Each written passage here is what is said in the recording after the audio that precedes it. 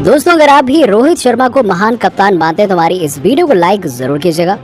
दोस्तों, south Africa के खिलाफ भारत को आखिरी 6 गेंदों में जरूरत थी 23 रनों की और जीत नामुमकिन लग रही थी। फिर दिनेश कार्तिक ने आखिरी गेंद पर जो किया, सच में उसने करोड़ों भारतीयों की धड़कनें बढ़ा दी। विश्व कप में साउथ अफ्रीका के खिलाफ ऐसा मुकाबला शायद ही क्रिकेट के इतिहास में पहले कभी खेला गया होगा। तो आखिरकार रोमांच की सारी हदें पार कर देने वाले इस मुकाबले में दिनेश कार्तिक से लेकर रोहित शर्मा, विराट कोहली और ऋषभ पंत ने किस तरीके से दिलाई भारत को जीत, वो सब तो आपको हम बताएंगे अपनी इस वीडियो में। लेकिन उससे पहले इस पूरे मुकाबले की हाईलाइट भी हम आपको दिखाएंगे। और आपको क्या लगता है कि विराट कोहली, सूर्या और रोहित में कौन है खतरनाक बल्लेबाज? इस बात का जवाब नीचे हमें कॉमेंट सेक्शन में जरूर दीजिएगा। दोस्तों, साल 2022 का विश्व कप इतना ज्यादा रोमांचक होगा शायद ही किसी ने सोचा था। जहां 2 बार की विश्व चैंपियन क्वालिफायर राउंड से बाहर हो गई, उसके बाद आयरलैंड की टीम ने इंग्लैंड को हरा दिया, तो पाकिस्तान जिम्बाब्वे से हार गया। सांस रोक देने वाले मुकाबले में, जहां रोमांचक मुकाबले में भारत ने पाकिस्तान को हरा दिया, तो रोंगटे खड़े कर देने वाले मुकाबले में 1 रन से जीता था जिम्बाब्वे।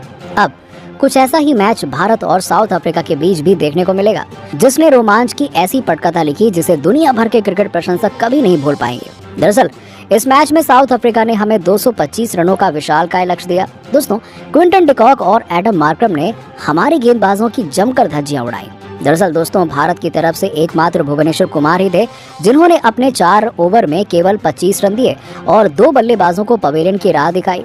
ताबड़तोड़ 65 रन की पारी जहां क्विंटन डिकॉक ने खेली, तो एडम मार्करम ने अपने बल्ले से 85 रन बना दिए। तो वहीं अंत में डेविड मिलर ने तूफानी 45 रन बनाकर अपनी टीम को एक ऐसे लक्ष्य तक पहुंचा दिया जहां से जीत लगभग अफ्रीका की ही मानी जा रही थी। दोस्तों, 225 रन बनाकर जीतना किसी भी टीम के लिए असंभव सा काम था, लेकिन टीम इंडिया इस विश्व कप में हार मानने को तैयार नहीं था। इसका नतीजा साउथ अफ्रीका के खिलाफ मुकाबले में देखने को मिला। इस मैच में एक बड़ा बदलाव हुआ था। आपको बता दें कि खराब प्रदर्शन करने वाले राहुल को बाहर का रास्ता दिखा दिया गया और रोहित ने पंत के साथ ओपनिंग करने का फैसला किया और उनकी ये तरकीब काम कर गई। ऋषभ पंत के पास खोने को कुछ खास था नहीं, इसीलिए उन्होंने मैदान पर उतरते ही धमाका करना शुरू कर दिया। साउथ अफ्रीका की तरफ से कगिसो रबाडा ने पहला ओवर डाला और उम्मीद थी कि वो इस ओवर में ही विकेट निकाल लेंगे और अफ्रीका को बेहतरीन शुरुआत दिलाएंगे। लेकिन दोस्तों, ऋषभ पंत तो जैसे सर पर कफन बांध कर आए थे, उन्हें किसी बात का डर कहाँ था। रबाडा के पहले ही ओवर में 1 नहीं 2 नहीं कुल 3 छक्के ठोकते हुए पहले ही ओवर में कुल 28 रन बना डाले। भारत की शुरुआत बेहतरीन नहीं बल्कि विस्फोटक थी और पंत ने ऐसी शुरुआत कर दी कि अब दूसरी तरफ से कप्तान रोहित को भी जीत नजर आने लगी थी। फिर क्या था, दोनों ही बल्लेबाजों ने ताबड़तोड़ चौके और छक्कों की बरसात कर दी। पहले ही पावर प्ले में भारत ने 80 रनों का आंकड़ा छू लिया। अफ्रीकी गेंदबाजों की समझ में नहीं आ रहा था कि इन दोनों बल्लेबाजों को रोके तो रोके कैसे। हालांकि केवल 19 गेंदों में 50 रनों की विध्वंसक पारी खेलकर ऋषभ पंत आउट जरूर हो गए, लेकिन उन्होंने 5 छक्के लगाकर अपने गेंदबाजों की धज्जियां उड़ा दी। अब मैदान पर किंग कोहली ने एंट्री मार ली थी। कप्तान रोहित के साथ उन्होंने भारत को जीत दिलाने का जिम्मा उठा लिया। दोनों ही बल्लेबाजों ने भारत को 14 ओवरों के बाद 140 रनों के पार पहुंचा दिया। जहां रोहित ने धमाकेदार शतक लगाया, तो वहीं विराट ने भी उनका बखूबी साथ निभाया। लेकिन दोस्तों, जीत अभी दूर थी। रोहित ने 30 गेंदों में 65 रनों की पारी जरूर खेली, लेकिन वो एंड्रिक नोजिया की गेंद पर बड़ा शॉट लगाने के चक्कर में कैच आउट हो गए।